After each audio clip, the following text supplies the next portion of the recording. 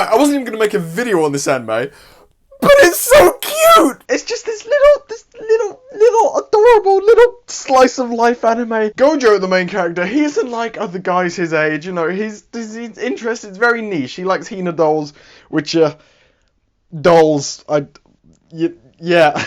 Unlike everyone else his age, whose main interests are, I don't know, either kicking cats and pushing toddlers in the road, I don't know. And that's not a lie. When you watch this anime, not if, when, it's an order, you will realise you never actually find out what everyone else is doing, so they might be pushing cats in the road and kicking toddlers or however I said it. Now, unlike everyone you met in school with a niche interest, he doesn't force it down your throat. But unlike the guy you knew who forced his interest down everybody's throat, Gojo isn't hated. He's just irrelevant. But he's happy! Whereas Marin, the main character, she's really good looking, she's popular, she's outgoing, but she rarely goes out with her friends. I don't know why I said she's outgoing and then said she rarely ever goes out, you know, but we're rolling with it! Gojo lives and works with his granddad in his granddad's Hina doll shop. While he's making one, his like machine breaks, so he can't practice making them anymore, until he finds his school's one. It's in a room that no one ever goes in, so he's all alone, just how he likes it. But then, Marin comes in. Now, I've had a similar experience to this when I was in school. I was the unpopular loner. I know, it's very hard to believe. And one of the popular girls came into the room I was in and just started yapping at me. And I didn't know what to say. I was freaking out. I was stumbling over my words. My voice was breaking once every 3 words. It was bad. It was bad. But this ain't about me and you struggling to believe that I was unpopular. It's about Gojo and Marin. She is blown away by the fact that this boy knows how to sew. And she isn't even fazed about the Hina doll thing or the Hina doll that he carries with him everywhere he goes. It's a bit weird. I don't want to get into it. She's like, oh, can you make costumes? And Gojo's like, well, I make them for my Hina doll, so making one for a person is possible. Then she's like, I love cosplay, but I suck at making them. And then she shows like Gojo a cosplay that she made. And Gojo's like, yeah, you really do suck at this. Cold, my man is cold. Then he backtracks. He's like, whoa, suck is a strong word. Because Marin is like horrified at his honesty. She's like, in the corner, and he's like, she then gives him like this little book that she has, and it explains in detail, like step by step, how to make a cosplay. And then she's like, yeah, this book's great because it tells you exactly how to make cosplay. And then Gojo's thinking, you know, how stupid can this girl be? This book tells her exactly what to do, and she still couldn't do it. And then Marin's like, oh my god, how stupid am I? This book tells me exactly what to do, and I still couldn't do it. See, I told you they were perfect. They've only just met, and they're already on the same wavelength. So Gojo agrees. He's like, you know what, I'll make the cosplay for you. I've got literally nothing else to do. But Marin wants perfection. She's like, no, you're gonna have to look at the source material to make this costume as good as it can be. So then Gojo's like, alright, I'll look at the source material, what's it called? And I shit you not, hang on.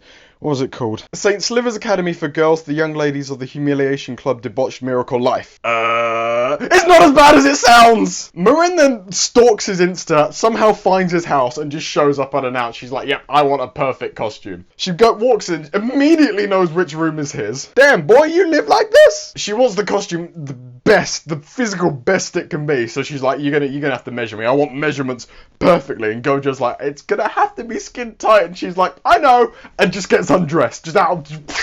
God, everything's off. Gojo is fighting for his life right now. He's a can't touch her as he's trying to measure her. And this is why the anime's so cute. It's just like this guy having like an awkward moment, something a lot of us have experienced, and Marin's just there completely just oblivious to everything. I'm convinced that this scene was most of Dress Up Darling's promotional material. And hell, I'm gonna use it as promotional material too. Subscribe! Gojo is then forced at gunpoint to watch St. Sliver's Academy for Girls, the Young Ladies of the Humiliation Club Debauched Miracle Life. While he's playing like the game for the source material, his granddad walks in and is like, no, life is just too short to ask some questions. Anyway, after playing the game, Gojo makes like a sketch of the costume costume, and he writes down everything he's going to need to make the costume. So he goes out and buys it, and he buys a pair of stockings. Now, the only reason I mention a pair of stockings and nothing else is because when he gets home, his granddad's like, oh, hey, how are you? And then, like, the stockings fall out of his bag, and his granddad is so shocked by this, he falls over and has to go to hospital for 2 weeks. Keep that in mind, it's going to be very important for later. Then Gojo pulls, like, an all-nighter to, like, finish making this cosplay, and he calls Marin, he's like, alright, it's finished. It nearly killed me, but it's finished. And then she's like... Now, communication is not Marin's strong point, because she forgot to mention to him that she didn't actually want to wear the cosplay to the cosplay event today, so Gojo didn't actually have to pull an all-nighter. And Gojo begs, he's like, please, please, I spent all night making this, please wear it. So Marin agrees, she wears it to the cosplay. But when they get to the cosplay event, there were a few issues with the cosplay itself and Marin's thought process. The cosplay was made out of, the materials it was made out of was just too thick, so it was really, really hot, and Marin was just sweating, like, so it was just an unpleasant situation. Now, Marin's thought process was, this cosplay that's made to measure, that she's skin tight measurements, everything's perfect. She decided that the boobs weren't big enough, so she was going to wear like 8 extra bras, and in her own words, I'm gonna burst. And then finally, after all this stress, the cosplay event's over and they take the train home. And on the train, Marin turns to Gojo and she's like, so what are we gonna do for the next one? Next one? Ah! She nearly killed Gojo making this cosplay, and Gojo nearly killed his granddad making this cosplay. This family has done nothing to her, and she is determined to kill them! Now, remember when I said like 20, 40, maybe 60 seconds ago that Gojo's granddad was in the hospital for 2 weeks and he was so shocked at Gojo having a pair of stockings? Well, I hope you kept that in mind, because it's important now. He gets back from the hospital, and as soon as he walks through the door, Gojo's holding the cosplay, and it's a dress, and his granddad's like, no, not my grandson, anyone but my grandson. And then Marin's like, hi, and then he's like, oh, thank Christ it's not his. And then Gojo's to his granddad like, we didn't do anything inappropriate, because they've been home alone for a while, and his granddad and Marin are a little bit disappointed. Oh yeah, I forgot to mention, Marin has a huge crush on Gojo because he knows how to sew. She fell harder for him than the average IQ of a room whenever she walks in. She doesn't really know why she loves him, and she's also a little scared that she loves him. She's the typical boss business lady from every early 2000s movie who's simply just too busy for love. Now, after Gojo's granddad gets over him not banging this girl, he comments on the cosplay. He's like, it's actually really good. It's got some room to improve. And they're both like talking about how to improve the cosplay, because his granddad makes Hina dolls as well, so he knows how to make like mini costumes. And he's like, the big costume is good, blah blah blah. They're talking, and Marin is freaking out. She's like, oh my god, I have a crush on this boy. Oh my god, I have a crush on this boy.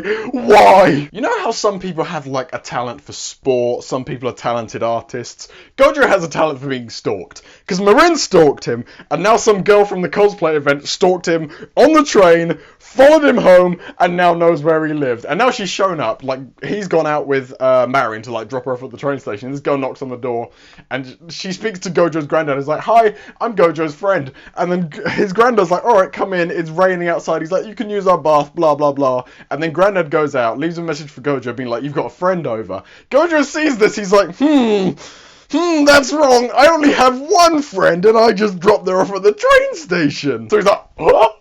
We've been scammed. This girl's broken in. She's gonna steal stuff. So she walks into the bathroom and she's just butt naked. And now this bird's like, you make me a cosplay or I'm gonna tell everyone you walked in on me naked. Turns out this girl is actually like a really famous cosplayer. And she's a cosplayer that Marin fawns over. She absolutely loves this girl. So then Gojo, like, he texts Marin. He's like, come over, meet Juju. That's her name, by the way. And after about 5 seconds of meeting Marin, Juju is like, this girl is a total airhead. Please keep her 15 feet away from me at all times. Juju is then like, I want to cosplay this anime. Make it happen. And Jojo's like, ain't gonna happen unless you cosplay with Marin. And Juju's like, you dare question me, mortal. Because Jojo's a good friend and he knows Marin loves Juju, he's like, no, I will only make it if you cosplay with her. So Jojo? So Juju's like, fine, I guess we'll cosplay together. Now Gojo has to watch 126 episodes of Flower Princess Blaze, which doesn't sound great, but it sounds a lot better than the last game. Marin has every single episode on DVD, so Gojo goes to her house to watch it. Instantly knows which room is hers. Damn, bitch, you live like this? Now Marin's like, oh my god, the boy I love's in my room, on my bed, what are we gonna do together? This is a total flip from earlier where Gojo was freaking out and Marin was just oblivious to the situation. Now Marin's freaking out and Gojo's just oblivious to everything. It's just cute. I can't explain why it's cute. It's just cute. I love this shit. I want them to be happy. I will protect them at all costs. Marin's then like, you're a guest in my house. I will cook for you. Gojo's like, no, please, anything but that. Let me cook. I didn't mention this earlier, but Marin's a terrible cook. Despite Gojo's begging, Marin cooks anyway, and to everyone's surprise, including hers, it's actually really not. What really nice is a strong word. It's edible. It's edible. What more do you need from food? They finish the anime. Gojo goes home. Now they had a fourth main character. Well, not main character. A fourth main side character. And I hated this at the time. Because I wanted it just to be Marin and Gojo just together all the way through. I hated them adding in all these other side characters. But they grew on me. I grew to like them. And they actually didn't get in the way of the perfect couple too much. Too much, they were still in the way. That's right, they're perfect. Give me one flaw in their relationship. Somehow, this girl is the younger sister, and Marin's like, just how big are you? She meant height. Of course she meant height. What? She didn't mean what everyone else was thinking. Because this girl does not have the capacity to think. Now, Juju is a professional, so she's like, we're not doing this cosplay shoot in your fucking bedroom. We're gonna do this in, like, a studio. Now, studio is a bit of a strong word, because they do it in an abandoned hospital. Even though it was Juju's idea to check this place out, she is freaking out. That's right, they do a scout tour. I should have said that first. But she's freaking out. She's like, oh my god, this is so creepy. I hate this. I hate this. So to calm her down, Gojo holds her hand. And he's like, don't worry, everything's going to be just fine. And this is where my immersion completely broke. Like, if it had been Gojo's brain, like, frying at this scene. Like, yeah, fine, it would have made sense. And I know in real life girls freak out when guys hold their hand, especially if it's like the first time. But in anime, that just doesn't compute in my brain. Maybe there's something wrong with me. That's probably more likely. The roles have returned to normal. Gojo is completely nervous around Marin, and Marin is just oblivious to everything. Only this time, unlike every single other time, Marin knows what she's doing. She intentionally just, like, lifts her skirt up and flashes Gojo. She's like, look at this swimsuit. I thought it'd be cool for the cosplay. And Gojo's like, he just goes and like cowers in the corner. He's like, he's not having a good time. And then once Gojo's calmed down, she goes in to finish him. She's trying a piece for the cosplay, and it's this little gem thing that goes on her chest. So she undoes her shirt, and she's like, it's cool, Gojo, you can look. We're both bros. I've even got a cute bra on. She undoes her shirt. Gojo's like, ah, in the corner, and Marin's like, oh my god, I thought I had a different bra on. So now she's like, ah! So now they're both like the shy and awkward character. It's cute! I can't explain it! They're both shy and awkward, it's cute! Later, Juju and Marin are like trying on their cosplays, and now Juju's not an idiot, so she can talk to Gojo. She's like, I like this, the skirt needs to be frothier, like, you don't need to put extra material in, I can just wear a tutu underneath it and make the skirt, I don't know what it is, frothier. And then Marin's like getting super jealous, because she loves Gojo, and she's like, what the hell? How does she know so much? She's stealing him from me! And then so she tries to act clever as well. Notice how I said act, not be clever, act. But she can't, she just says like, fetch, and then adds mega at the beginning of fetch, so it just becomes mega fetch. And then she goes like, mega fetch, and then she should have just said mega fetch squared, or mega fetch to the power of 10 to be unique. I would have said that. I honestly feel like she's the only person who doesn't realise that she's an airhead. Now for a little side quest. This monster of a middle schooler wants to do a cosplay as well, and she wants to cosplay a boy. I can think of two things standing in the way of that. I mean, just look at her! The hair is girly, and she has a girly face. Probably because she is a girl. Now for her cosplay, there's this thing called a bee holder. Feel free to Google it. I Googled it mainly because I didn't think it was real. But they are real, and they like flatten your boobs. It's like this waistband thing. Google it, you'll find it. It just compresses your boobs and makes you just gets rid of them. Beholder's not a very imaginative name, though. I would have called it the anti-bra, but, you know, not everybody can have a brain as big as mine. Somehow, yet again, Gojo pulled it off, and she do be looking like a boy. Even though Marin is a model, she has no eye for fashion at all. I mean, just look at all of these. Her exact words were, he looks totally freaking amazing in every one of these. Look at them! Nobody with a brain cell would think that. She's either stupid or love blind. It's cute! And even after all that, Gojo won't do the Veronica cosplay with her. Because of underboob of all things. Even though underboob is good for you, Marin said so herself, it's got dopamine. And her underboob. No one can hate on a tasteful underboob. In fact, looking at underboob is good for you. It gives you, like, dopamine and stuff. What's a slice of life? It's like when nothing really happens. I know I say he's literally me, or literally me quite a lot, but this was actually literally me. I had no idea what a slice of life was. But a slice of life kind of does sound like my life. For their latest photo shoot, Marin books out a studio for them to take photos in. Now this is where the oblivious stuff really kicks in. She booked a love hotel to take the photos in, and she's just completely fine with it. But Gojo... oh, my sweet, innocent Gojo. He's freaking out. He knows they don't belong there. But Marin don't care. She's a woman of action, not thought. To make a long story short, they do the cosplay. Gojo makes the worst mistake of his life and turns on the Love Hotel TV. But then, he makes another error in judgment. To get the perfect photo, he needs Marin to straddle him. And it's perfectly fine and innocent until they both realise that it's not perfectly fine and innocent. But they both like each other, so I want them to tell each other how they feel, but I know they're not going to. Anyway, Gojo gets a boner when he realises how uninnocent this whole thing is. And I swear to God, they were gonna kiss until the stupid phone rang! There's a whole, like, another episode, but nothing really happens, and I don't want to end on the whole Love Hotel thing, so I'm gonna summarise. They go to a fireworks display, and Marin starts dropping neck bombs. Watch the anime for context, I'm not here to spoon feed you. Also, I don't really want to end on that. I want to end on me! I started watching this anime not really expecting much, and I didn't get much. There was no villain to defeat, there was no evil empire to take down, there wasn't even, like, an end goal. But what I did get was a beautiful story between a guy and a gal who had a common interest,